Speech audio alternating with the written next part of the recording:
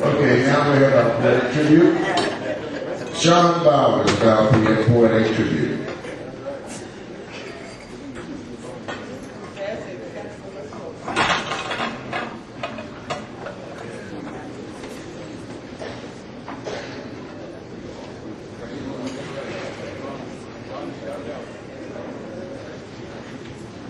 Good morning.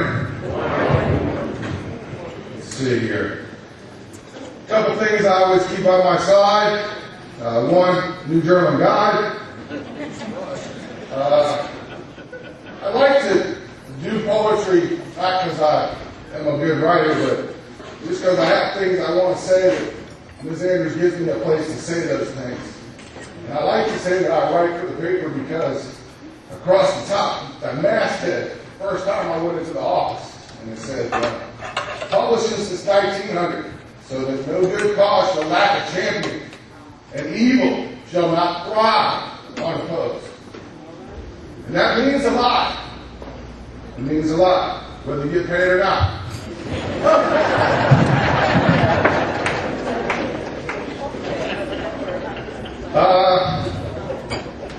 I'd like to dedicate today's performance to a couple of heroes of mine. One who you know, you all know, every last one of them. Moses Malone died a few months ago here in Norfolk, and he was a childhood hero of mine. Enabled me to go from CTAX courts to play college basketball. And today it's for him. It's also for one of my coaches, Coach Ron Jenkins, Bayside High School, first coach of any color to win back-to-back state championships in men's basketball from the Beach District. And I'd like to do something about Dr. King. And this is Dr. King's green call to action in 2015. In peaceful rest, Dr. King Jr. sleeps today.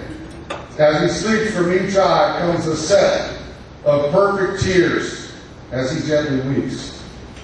Dr. King cries for the unfulfilled promises and promissory notes.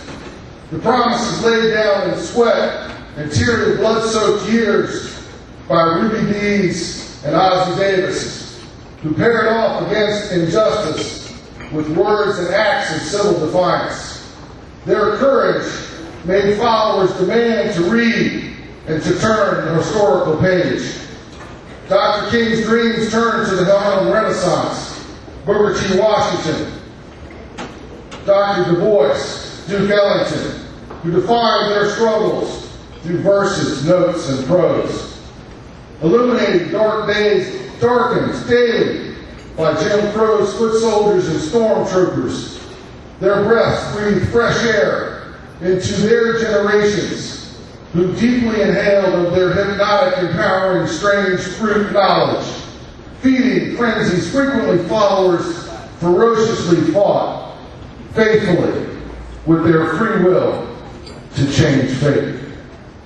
Dr. King stirs in his slumber at Brown versus Board of Education's victory, dwarfed by the lost opportunities, potential lost, missed transfers, and black-on-black ruthlessness, when all paled in comparison to his timeless message of peaceful forgiveness.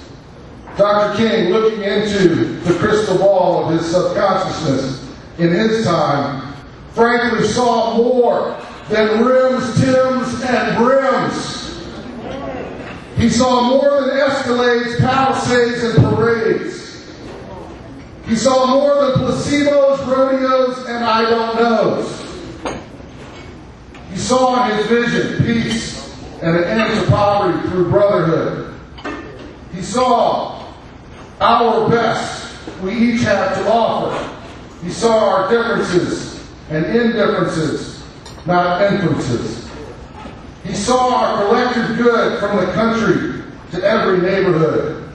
Dr. King was our stained glass church window to our spiritual possibilities, when combined with our abilities.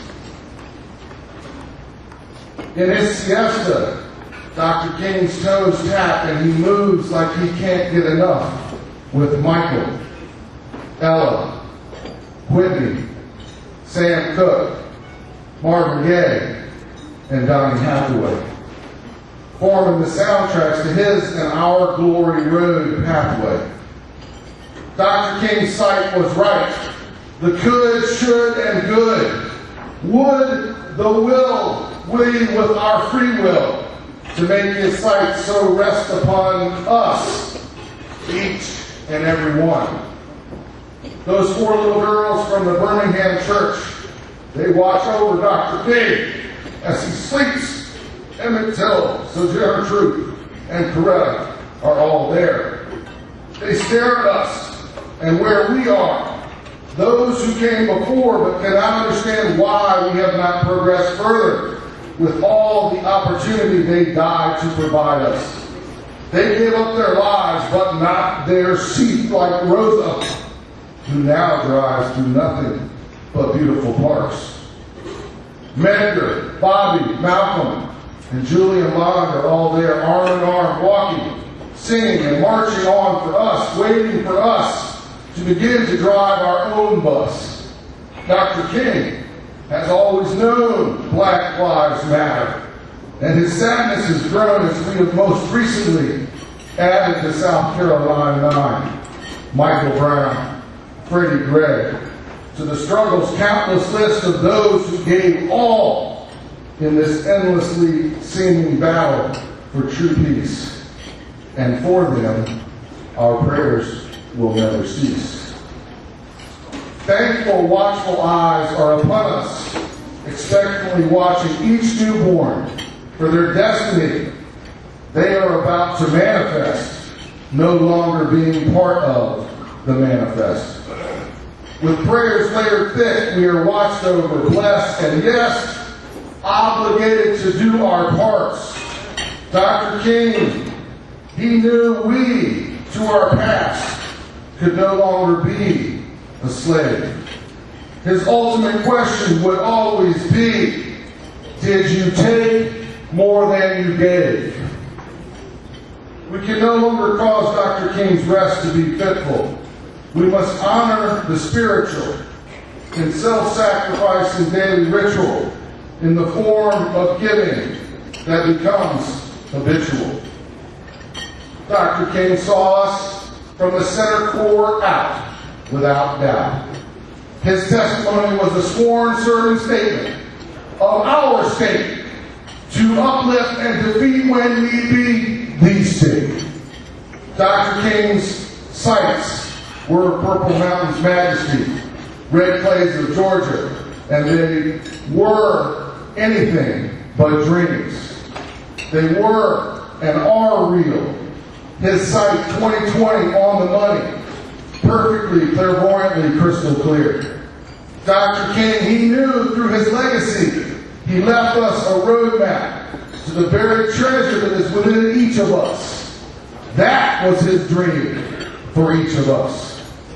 We are each Dr. King's new journalists and gods. And within us, our glorious destiny resides. In your honor, this tithing of ourselves, and in your memory, forward into your direct future, we do ourselves bring.